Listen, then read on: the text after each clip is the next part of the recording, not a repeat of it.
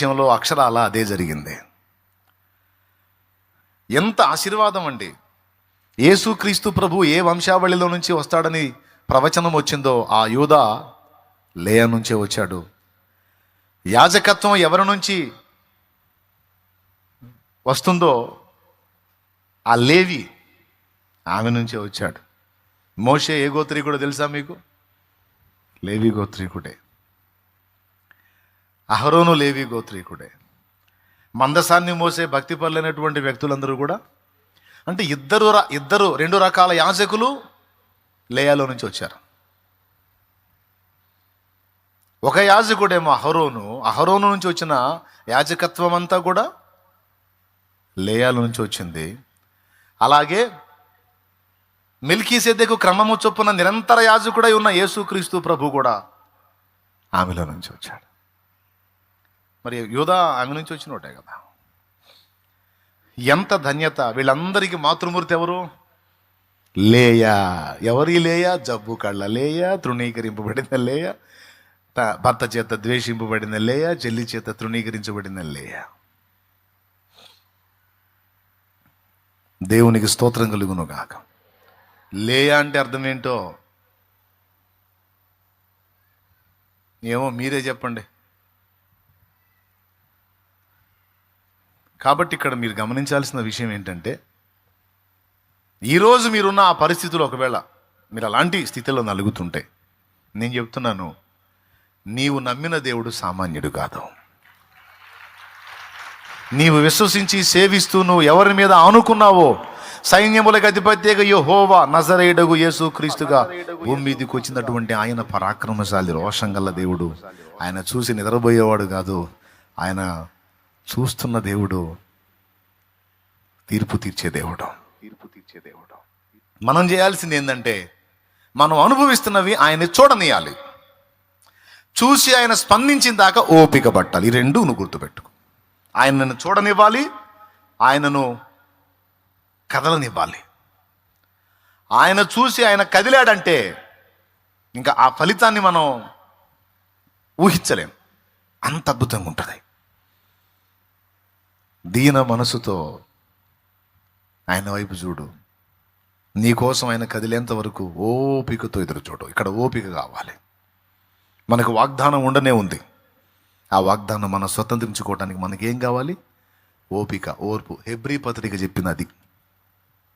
వాగ్దానము పొందడానికి మనకు ఓరిమి అవసరమే ఉందంటాడు. చూడండి ఒకసారి హెబ్రీ పత్రిక 9.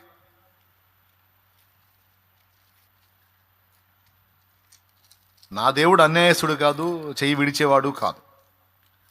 నువ్వు తొందరపడకూడదు. 10:36 చూడు నాయన. హెబ్రీ పత్రిక 10:36 నాయన చదువు నాయన. 35 నుంచి చదువు నాన్న. కాబట్టి మీరు ధైర్యమును విడిచిపెట్టకుడి. అది ధైర్యమును విడిచిపెట్టకుడి అంటే భయపడకుడి. దానికి ప్రతిఫలముగా గొప్ప బహుమానము కలుగును. మీరు దేవుని చిత్తమును నెరవేర్చిన వారై వాగ్దానము పొందు నిమిత్తము మీకు ఓరిమి అవసరమై ఉన్నది. ఓర్పు. కొద్దిగా తొందరపడవాకు. కొద్దిగా ఓపిక పట్టు. జరిగేది చూద్దు కానీ. దేవునికి స్తోత్రం కలుగును గాక. ఏమంటావు? ఇలాంటి మాటలను ఆధారం చేసుకునే దేవుని కృపలో కొన్ని పాటలు. Praise the lord.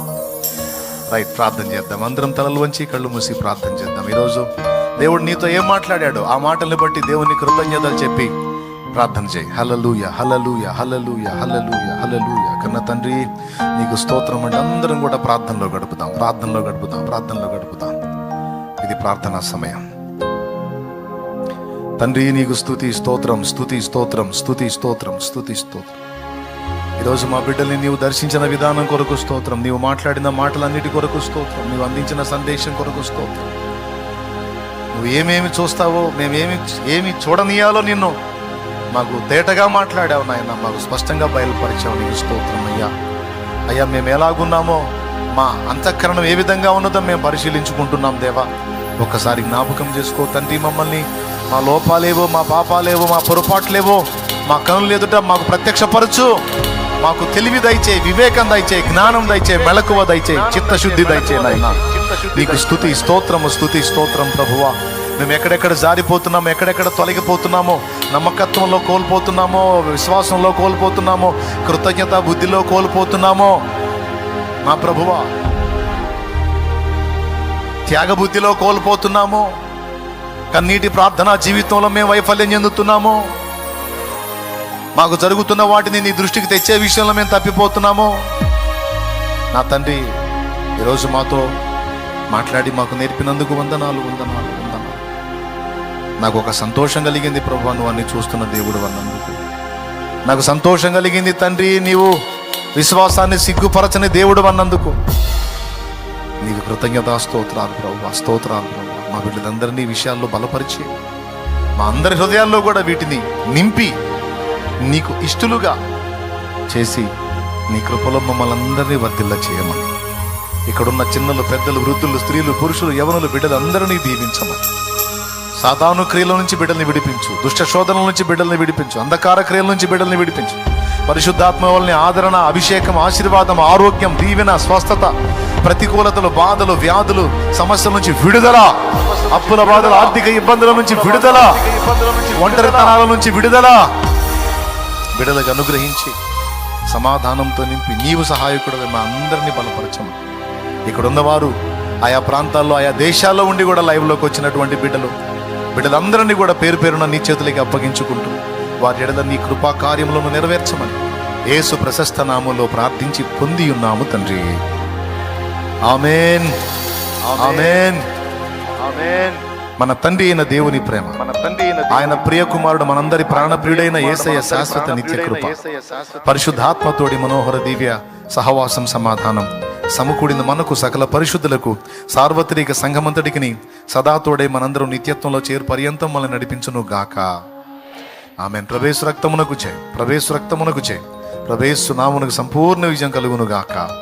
Amen. Hallelujah, hallelujah, hallelujah, hallelujah.